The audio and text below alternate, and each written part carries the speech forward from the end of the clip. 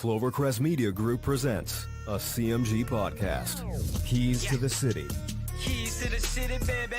When you see us, so you know. Crossed up by Kobe, little flow to Shaq, and then Shaq goes like this, and the rest is history. Pay attention. Don't tell me what to do, devil woman. But speaking of those Lakers, hold on, stun. But I didn't make my. I said Denver's gonna win. Yeah, you did. You said that. There's no other show like that. Clovercrest is doing great things right now. Streaming everywhere.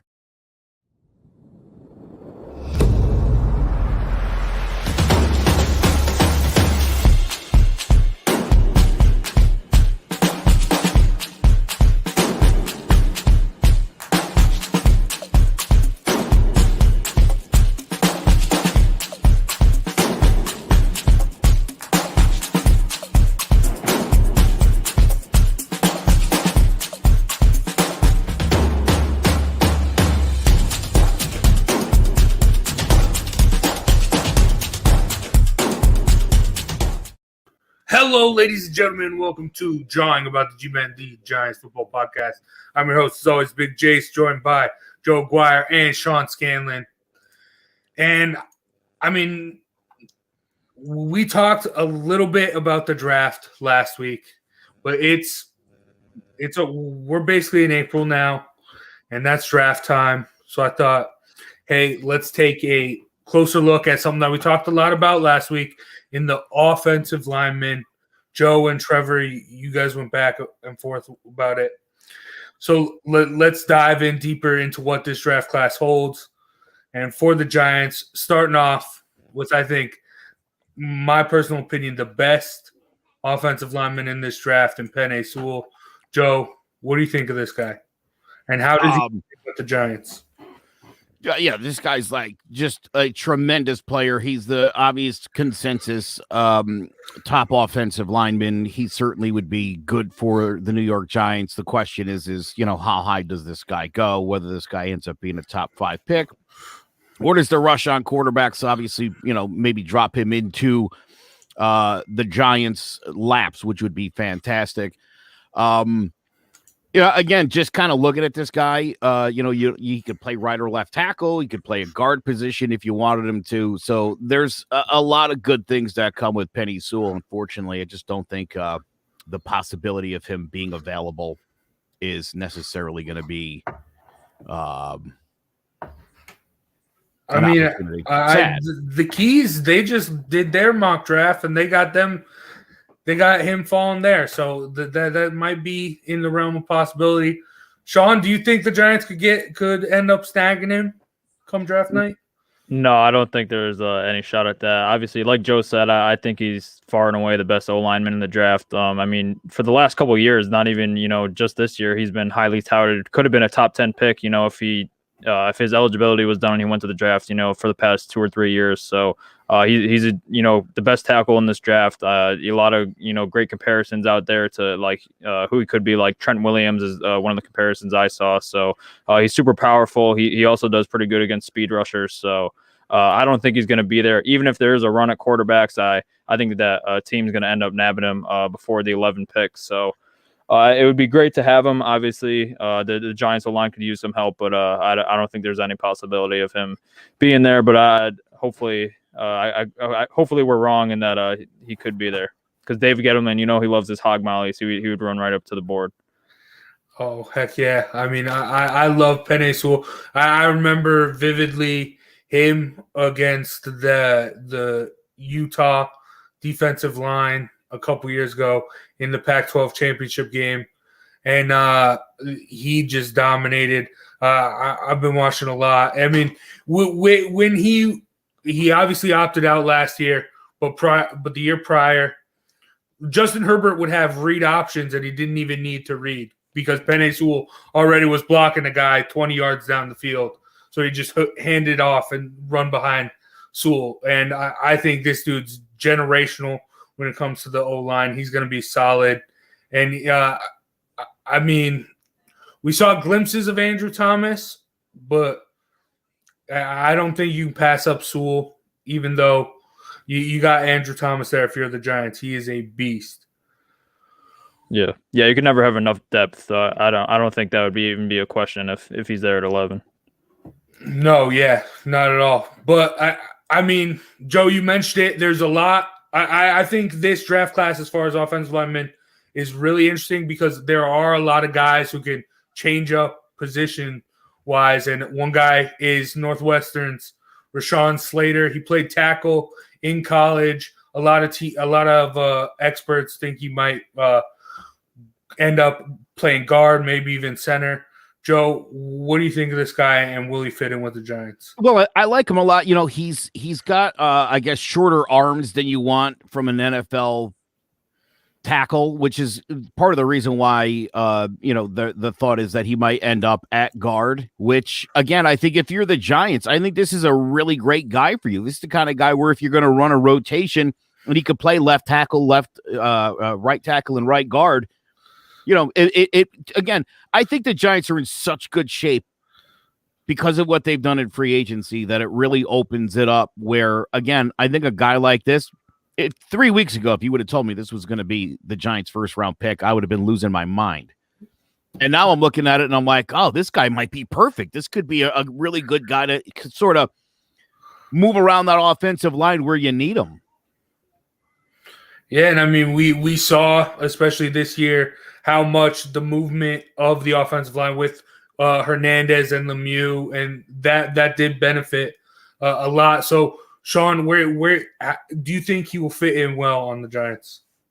I think he would fit in perfectly, and I think there's a realistic chance that he's there at 11. But just the versatility of him being able to play tackle or guard, I really like a lot because I mean there's 4 positions right there that he could secure in the O-line, and I think the O-line, the weakest spot right now is the guard position. Obviously, after the release of Kevin Zeitler, I mean Will Hernandez and Shane Lemieux, like you said, Shane Lemieux is he played decent in his first couple of games, but he's been, he's terrible in pass protection. He's a good run blocker, and then Will Hernandez, I mean, after his rookie year, he kind of has been a no-show the past couple of years, and then getting benched last year. So I think we could definitely use some added help there. And then, if he is able to, slide in the tackle spot too, it's just, added versatility to this O-line that definitely needs it. So Rashawn Slater is a guy that I think could be there, and if he is there, I would love that pick for the Giants. The other cool thing, Sean, is too, I think this is a really good kind of first-round pick for the Giants in that there's not a lot of pressure on this guy. That you could bring this guy, you don't expect him to be necessarily a starter, but again, where he could, maybe he ends up as the starting right tackle, and maybe Solder plays more of a backup role to Thomas and Slater. This would really, I think, be a good move for, it puts Slater in a good spot. It gives you a chance to really utilize what this guy can do. It's a nice compliment, again, because there's so many question marks already on this offensive line. I wouldn't be surprised if the Giants go with a few picks on the offensive line. I wouldn't be shocked by that at all. I think they would certainly like to find some more depth. Mm. Yeah, and if he does play tackle, he went against some really good competition in the Big Ten.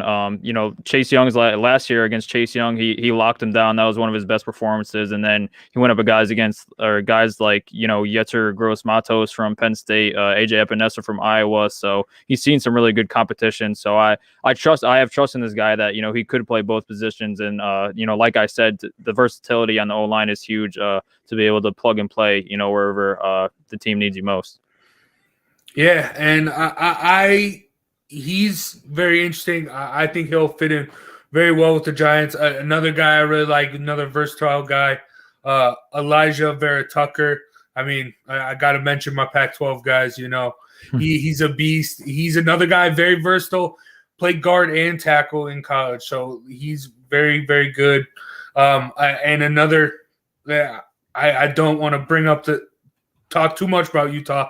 But that Utah team, their only other loss besides Oregon was to USC, and Elijah Vera Tucker was there helping stop that that Utah defensive line. So I like him a lot. Another guy that's really, really solid, Christian Derishaw. He's flying up the draft boards. He played himself in this season, so strong tackle. Joe, out of those two, who do you think would fit the best with the Giants? Again, Tucker, and I say for sort of the same reason. This is a guy who, I mean, he's not a great pass blocker. The run game is sort of his thing, which obviously is more the Giants' speed. So it makes a little bit more sense.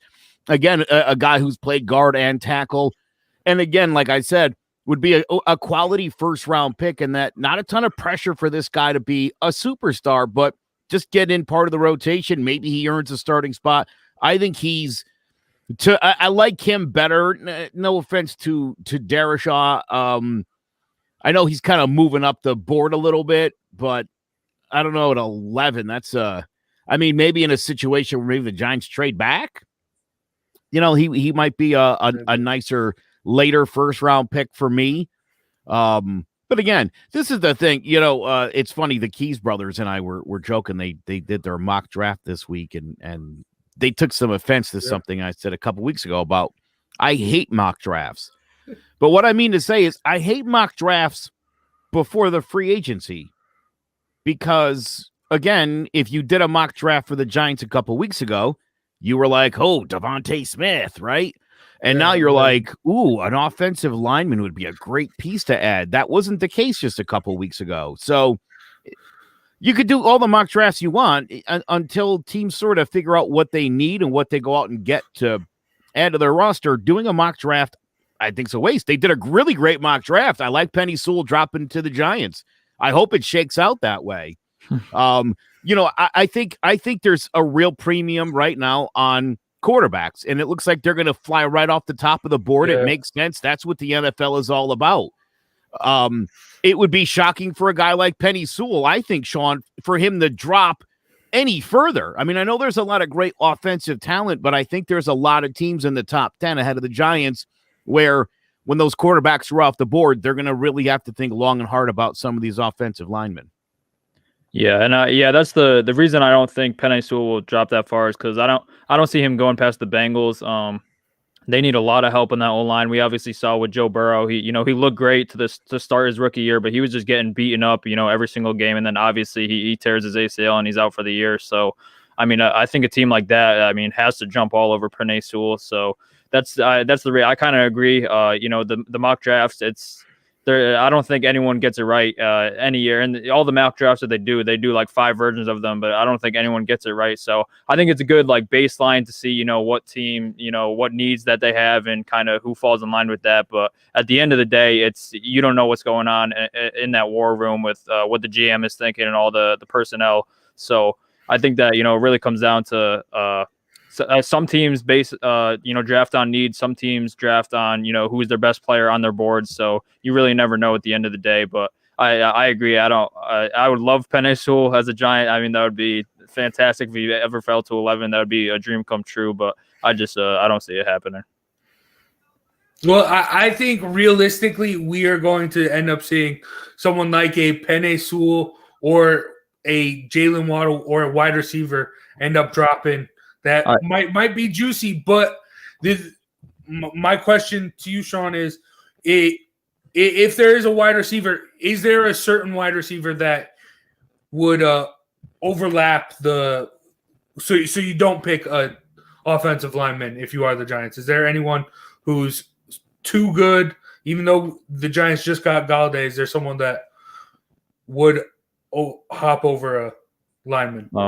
Yeah, I think if Devontae Smith falls to there, I would be all over that because the offense, obviously we added Galladay, but we still were 31st in scoring last year. We've been a terrible offense for the past couple of years, so I just think that you can never get enough talent there, and especially if Sewell and Slater are off the board, I think those are the two best options for the offensive line. I think the other guys might be end of the first round, maybe early second round guys. So. I think if Devontae Smith is there, you have to hop all over that, or even Jamar Chase, which I don't expect he'll be there. I think he's going to go a little bit earlier, but a guy like Devontae Smith, I don't think you could pass on him. Just the versatility that he brings to the wide receiving core, I think that would be absolutely dynamic to have a player like him. And I think that Jalen Waddle could be there too, but like I said, it depends if Slater's there or not. But if both of them are off the board, I would take either one of those wide receivers though. But especially Devontae Smith, I think that he'd be obviously a huge target for Daniel Jones in this offense.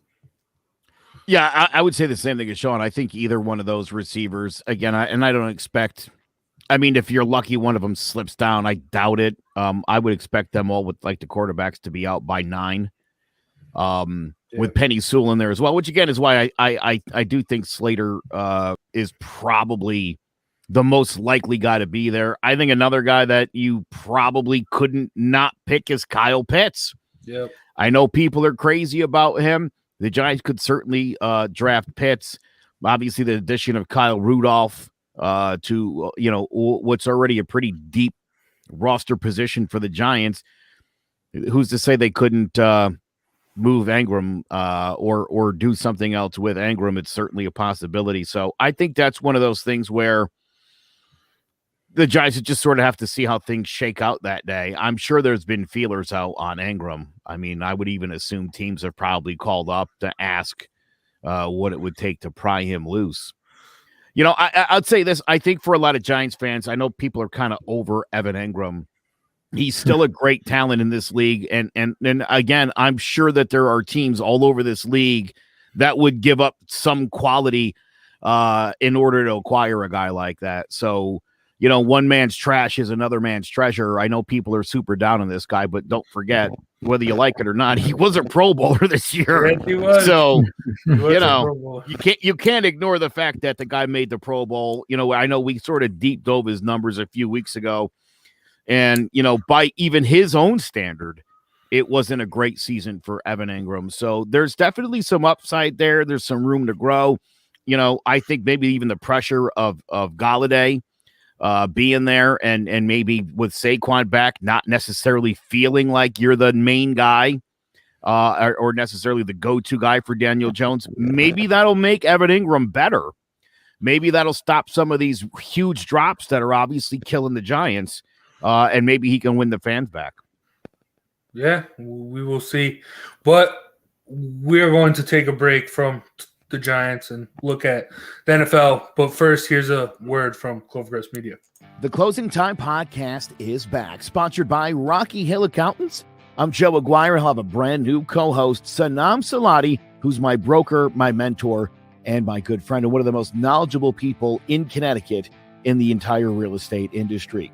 We're going to be talking about the latest goings-on. We'll keep you up to date on the market, and we're going to bring on some really great guests all throughout this season, people in all different fields in the industry like accountants, home inspectors, mortgage reps, and so much more, just to give you a better understanding of the Connecticut real estate market.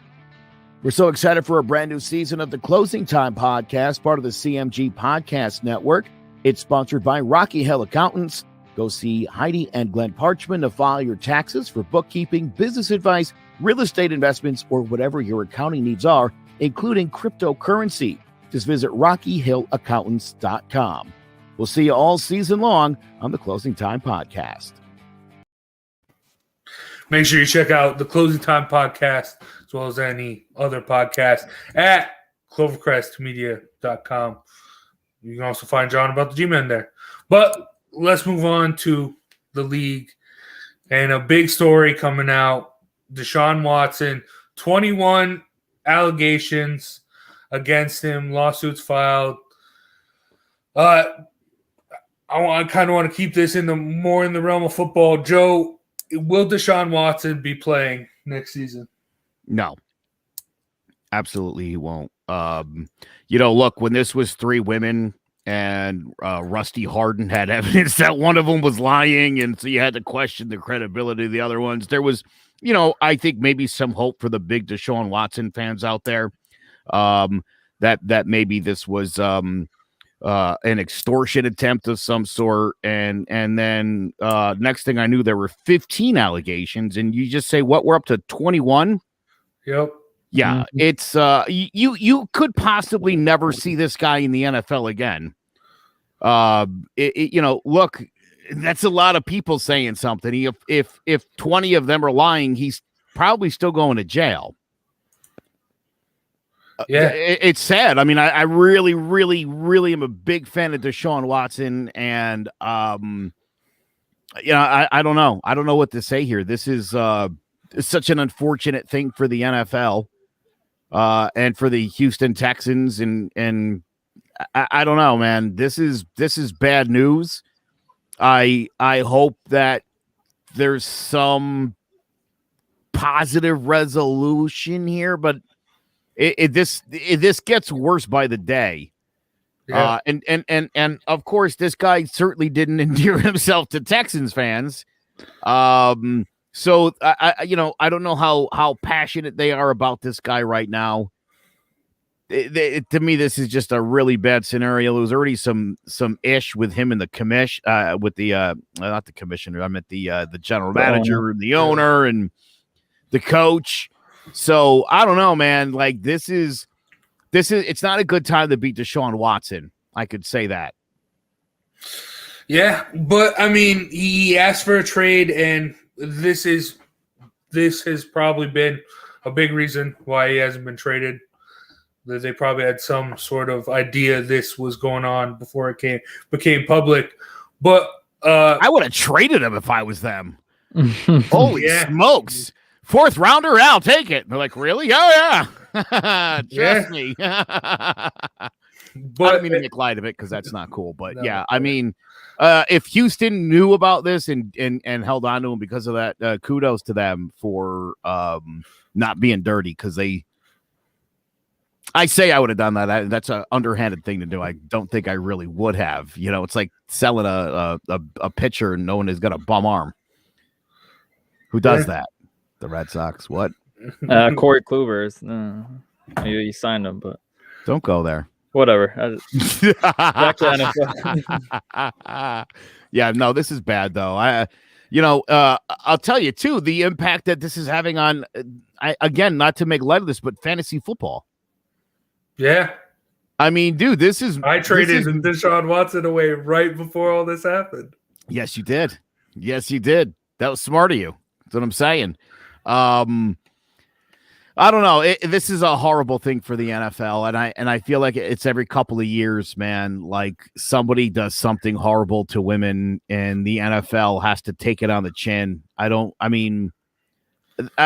They got to do a better job educating these gentlemen on proper protocols, and I've said this for a really long time that I think schools like Clemson, for instance, Alabama, Miami, Florida, all the schools, Ohio State, where guys are coming out of Iowa, they should all be teaching classes on professionalism and teaching these guys how to surround themselves with the right people and the right management and the right masseuses, you know, and to know how to conduct yourself while getting a massage and how it should end with a handshake and, money exchanging hands and nothing else, that you shouldn't go home and beat your wife. And if you're having issues, and look, these guys are modern day gladiators. To expect these guys to turn it off when they get home and be like we are is an impossibility. You see the same thing, Jason, in MMA, in boxing, that these guys tend to be a little bit more violent probably than your everyday American. But they make their living punching people out. They make their living butting heads all day. What do you think's going to happen when they get into a conflict situation? Nothing good. But again, you basically what you end up is with 20, 21, 22-year-old kids getting to the NFL, many of them poor growing up, except for whatever money Nike maybe paid them to go to whatever college they wanted them to go to. Most of these guys are poor, and then suddenly they've got millions of dollars, and they don't know how to behave. Nope. I appreciate your comment, Ovi. No, there's definitely no excuses for violence, and I'm not suggesting there is. I'm suggesting that you've got people who are trained in a very violent field. I think you need to do a better job of showing these guys how to bring it down a few levels when the game is over. That's my point. I won't excuse the violence. I won't excuse his behavior. I'm not excusing any of that. I'm just saying these guys get put in an awkward situation where you go from being just some poor kid at college to being a millionaire in like an afternoon. It's an amazing thing. And you see it time and time again, man. Ray Caruth 1997. I was a huge fan of Colorado football at the time. He played with Rashawn Salam and Cordell Stewart. That was my used to bang it out on the sticks on the old Sega Genesis. You know what I mean? Dude, Ray Caruth, I don't know what was going that dude had just signed a multi-million-dollar deal and went with the guy who he paid to assassinate his girlfriend who was pregnant. You went with him? Or what are you, a moron? Like, again, what would make a human being do something like that? It's that air of, like, invincibility. There's no one's going to tell me no. I just paid someone to go shoot my girlfriend. I want to go. All right, cool. None of that's a good idea, but there's no one there to say don't do it. There's no one there to teach these young people how to become professionals. And it's a shame, and that's why you see this kind of stuff over and over and over again. Yeah, and I mean, also, like, look at the sport. Like, they are running at each other full speed. Like, you're getting hit. Like, every play for every hit in football is basically a car crash. Like, yes. So, like, and I mean, Deshaun Watson didn't have the best. I mean, you could say something like that might have something to do with this, but just it's sad that one of the best players has to end his one of the best quarterbacks has to have this on his resume. But I mean, Mike Vick, look at Mike Vick. What happened with Atlanta? Then he came back, didn't win anything with the Eagles, but he did have a little bit of a redemption season. So I just hope that Deshaun Watson can find that for himself. But let's move on to something a little bit brighter. With the Giants acquiring the wide receiver one that they needed in Kenny Golladay over free agency, who is the greatest wide receiver in Giants history? Sean, you can go first. Yeah, so I'm gonna go. I mean, I think like the most accomplished receiver in Giants history would be Amani Toomer, but I mean, the guy that I'm going to go with, though, is the greatest that I saw, at least, because I only saw the back end of Amani Toomer's career. So I'm going to go with Odell Beckham. I mean, I think that just his first 3 years in the league, you could argue he was the best receiver in the league. They were the first 2 years, they were on some terrible teams, but he made the Giants watchable. And I mean, if it weren't for the injuries, obviously I feel terrible for Odell. I wish we never traded him. I know that a lot of Giants fans don't have a lot of love for Odell, but I still love Odell for, you know, the memories that he brought me those first couple of years. But he was just absolutely electric. He would take over games by himself. Some games, I just remember the 2016 season, the game against the Ravens, where he had over 200 plus yards, 2 touchdowns in the game winner. That same year against the Cowboys, they won a game 10-7, and he was the only touchdown in that game. So he could literally take a slant 60, 70 yards to the house whenever he touched the ball. So I just the electricity that he brought to the team. I mean, just the joy that he brought into every Giants fans' living room. I just think that he was the most talented Giants receiver that I ever saw. Obviously, it sucks that he got traded, and I feel bad that he's had a lot of injuries since then, even in Cleveland. So, but I think that Odell was the greatest Giants receiver that I ever saw. Even though I would put Victor Cruz up there too. Wrong. Oh, no. There he is. Victor Cruz is my guy. But I think that Odell would be the greatest Giants receiver I ever saw. Sean, well done. I said my answer is Victor Cruz. And I've told this. I know you guys know I was at the game where his career basically ended. His first 3 years in the league were phenomenal. And really only Odell, in Giants history at least, outplayed Victor Cruz. Victor Cruz really, I think, came at a great time for the Giants. He brought a lot of razzle dazzle with the salsa dancing. It's a shame that he and Odell didn't get to play together. They did for 1 year, but yeah. I mean, when he same, was yeah, right when if he, I mean, had the injury not happened and you had those two together, I mean, my goodness, where the Giants might be today. But you're also right when you said, to me, the most impactful receiver in Giants history, and I've been watching them for a really long time. It's Amani Toomer. 5 straight 1,000-yard seasons. I mean, anybody who's been a Giants fan knows the impact that Amani Toomer had from 1996 to 2008. This guy, so many big catches, such a steady performer. He's kind of everything you want in a receiver. Big, strong kid, and there were other people who popped into my head, but it's funny. Again, I said last week about this Giants secondary. I think it's the greatest secondary they've ever put together. Giants have never really been a huge receiver team, and really before Amani Toomer, there weren't a lot of guys who were wide receiver one.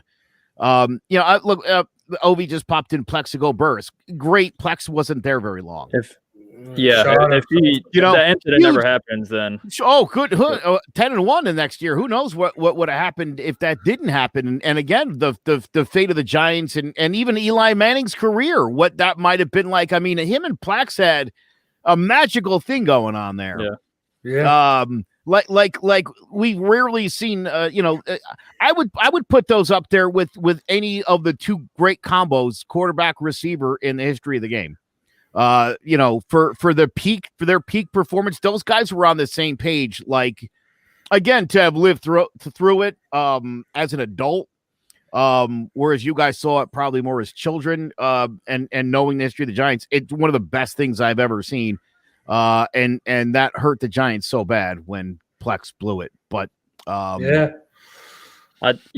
like that pick with Amani Toomer, though, because if we're talking about all these guys, most of them, ended with career-ending injuries. Or I mean, Plexico with the shoot in his leg situation. Victor Cruz obviously, has that patella tendon against the Eagles. Odell, he gets hurt in his 4th year and then gets traded. And then even a guy like Hakeem Nicks, who had a lot of talent, had a lot of upside, but really just could never stay healthy. So I think Amani Toomer is that one consistent guy that really had that long career and then ended up winning a Super Bowl late in his career. So I do like that pick.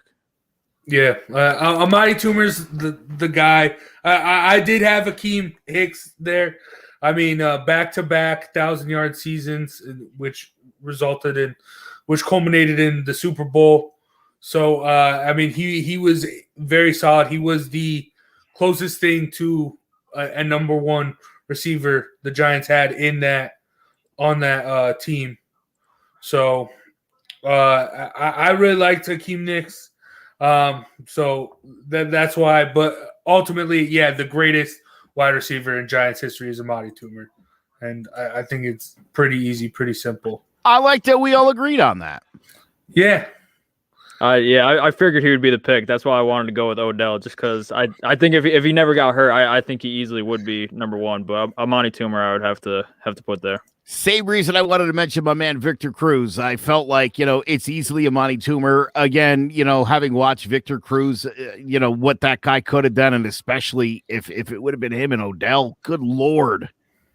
The possibilities, man. Yikes. Yeah. And I think Odell probably had the best 3-year stretch, but the 2011 season, Victor Cruz, I think he had 15,000 receiving yards. It's up, or not 15,000. That'd be 100. Absurd, 1,500. But I think that's the most. It felt like 15,000 that year. It sure did. Yeah, but that's the most by a Giants receiver in history, and it's up there for I think probably close to top 10 or top 15 for all time receiving yards. So he probably has the best single season though by a Giants receiver. Can you imagine a scenario, say, where the Giants would have had Cruz pre-injury with Beckham, pre-injury and all that, and Barkley? I mean, you'd have legit had 3 guys on the field who, on any touch, to the house. Mm-hmm. That would have been so exciting to watch. Yeah, because it's crazy to think about, but Victor Cruz right now, he's still only like young to mid 30s, right? I mean, it's because he's been out of the league for quite a while now, but it's crazy to think that easily, if those injuries never happened, he could easily still be on this Giants squad. Yeah, I mean, he's only 30. He's only 34 right now. It is wild. I mean, also you look at a guy like Calvin Johnson. He's not that old either, but he's retired. So yeah, but maybe one day we could be. Kenny Golladay could be in this discussion. Hope so. We shall see, though. But that is going to do it for Jawing About the G-Men this week. Thank you, Joe and Sean, for joining me. Thank you, everyone, for listening. Thank you, all the guys in the comments. Sander, Ovi, thanks for tuning in. And we will see you next week to talk more Giants football. So for myself, Big Jace, Joe Guire, Sean Scanlon, take care, and we'll see you next week.